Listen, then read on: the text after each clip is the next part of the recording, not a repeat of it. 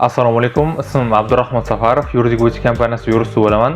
Bugungi mavzuyimiz avtotransport vositalariga sirena, migalka, antenna va ovoz kuchaytiruvchi moslamalarni o'rnatish mumkin yoki mumkin emasligi to'g'risida bo'ladi.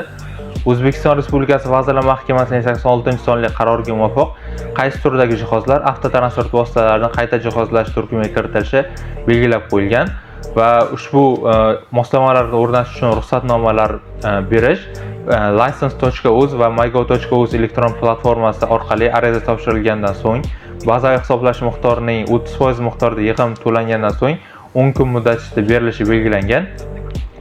Ammo bu turdagi ruxsatnomalar faqatgina kechiktirib bo'lmaydigan faoliyatni amalga oshiruvchi davlat organlari va yuridik shaxslargagina berilishi nazarda tutilgan. Ya'ni jismoniy shaxslarga bu kabi ruxsatnomalar berilmaydi va avtotransport vositalariga sirena, migalka va antenna kabi qo'shimcha jihozlarni o'rnatish jismoniy shaxslar uchun taqiqlangan va buning uchun tegishli tartibda ma'muriy javobgarlik to'g'risidagi kodeks bo'yicha jazo choralari qo'llanishi nazarda tutilgan.